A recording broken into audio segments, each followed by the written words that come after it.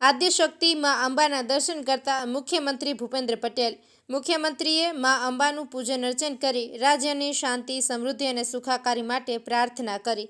મુખ્યમંત્રી ભૂપેન્દ્ર પટેલે આદ્યશક્તિ ધામ અંબાજી ખાતે જગતજનની મા અંબાના દર્શન કરીને રાજ્યની શાંતિ, સમૃદ્ધિ અને સુખાકારી માટે પ્રાર્થના કરી હતી. મુખ્યમંત્રી ભગવાન બિરસા મુંડાની 150મી જન્મજયંતિ અંતર્ગત ઉજવાઈ રહેલી જનજાતીય ગૌરવ યાત્રાનો આરંભ કરાવવા અંબાજી પહોંચ્યા હતા અને યાત્રા પૂર્વે તેમણે અંબાજી મંદિર ખાતે ભાવપૂર્વક પૂજન અર્ચન કર્યા હતા. વિધાનસભા અધ્યક્ષ શંકરભાઈ ચૌધરી અને રાજ્યમંત્રી પ્રવીણભાઈ માળી તથા અગ્રણીઓ અને અધિકારીઓ પણ આ અવસરે જોડાયા હતા. આજે 1875માં લખાયેલું વંદે માતરમ ગાનની 150 વર્ષ પૂર્ણ થયા છે અને એ 150 વર્ષ પૂર્ણ થયા છે ત્યારે આજે મોદી સાહેબના માર્ગદર્શનમાં આખા દેશમાં એની ઉજવણી થઈ છે અને આ ઉજવણી આપણે પણ ગુજરાતમાં આપણા સચિવાલય કમ્પાઉન્ડમાં વિધાનસભાની સામે આપણે પણ એની ઉજવણી કરી છે. મા અંબાના ચરણોમાંથી આજે જે યાત્રા શરૂ થઈ રહી છે એવા આપણા ભગવાન બિરસા મુંડાની 150મી જન્મ જયંતિ પણ માન્ય વડાપ્રધાનશ્રીના માર્ગદર્શન અને નેતૃત્વમાં આખા દેશમાં ઉજવાઈ રહી છે. સાથે સાથે આ વખતે વિશ્વ નેતા અને યશસ્વી વડાપ્રધાન મોદી સાહેબના નેતૃત્વમાં આ વર્ષે રાષ્ટ્રીયતાના ગૌરવ ગાન માટેનું આખું વર્ષ છે અને એ વર્ષ હોય ત્યારે સરદાર પટેલની 150મી જન્મ જયંતિ પણ આજે ઉજવણી થઈ રહી છે આ વર્ષમાં.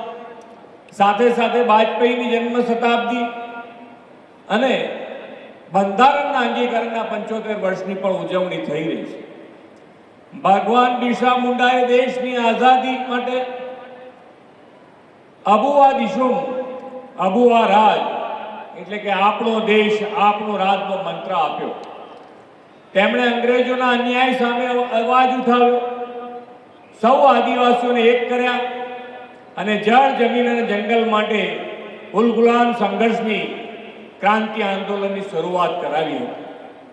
આઝાદીની લડતમાં અગ્રેસર રહેતા આદિવાસી બાંધવોને અમૃતકાળમાં ભારતની વિકાસ યાત્રામાં ભાગીદાર બનાવવાનું કામ આદરણીય વડાપ્રધાન શ્રી નરેન્દ્રભાઈ મોદીના નેતૃત્વમાં થઈ રહ્યું છે.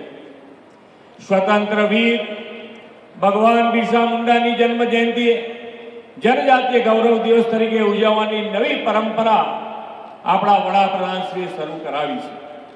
શ્રી મોદી સાહેબના 11 વર્ષના પ્રધાનમંત્રી તરીકેના કાર્યકાળમાં આપણે સૌએ જોયું છે કે જેને કોઈ પૂછતું નથી તેમને મોદી સાહેબે પૂજ્યા છે.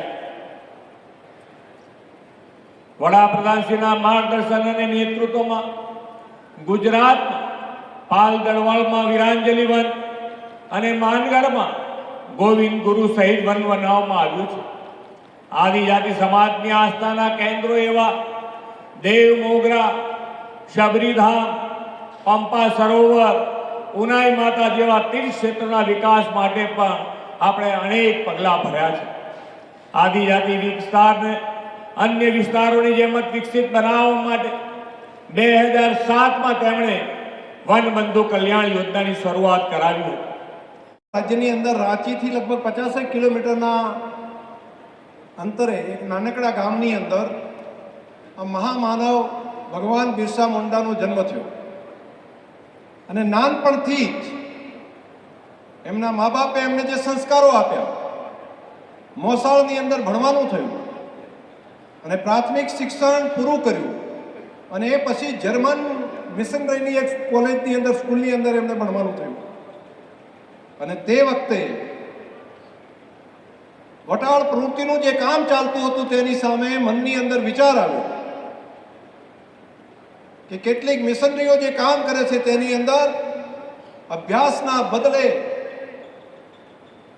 તેમને વટાળ પ્રવૃત્તિનું કામ વધારે ચાલી રહ્યું છે.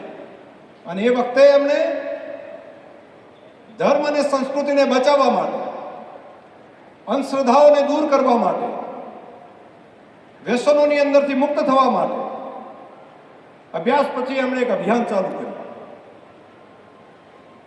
અને પછી એક નાનકડા આશ્રમની સ્થાપના કરી અને આધ્યાત્મને સાથે જોડ્યું અને આજુબાજુના જનજાતિના પ્રજાજનોની અંદર તેમના ઉપર એટલો મોટો ભરોસો કે ધરતી આબા જે બોલે તે ઈશ્વર બોલ્યા છે. તેમને સારવાર કરવા માટેની પણ એક સ્કિલ હતી કે કોઈ બીમાર પડે તો એને પ્રાકૃતિક પદ્ધતિથી સારવાર કઈ રીતે આપી શકાય, એટલે જે વનસ્પતિઓની અંદરથી જે દવા બનાવી શકાય તેવી અનેક દવાઓ બનાવવાનું કામ પણ ભગવાન બિરસા મુંડાજીને સ્કિલ હતી. તીરંદાજી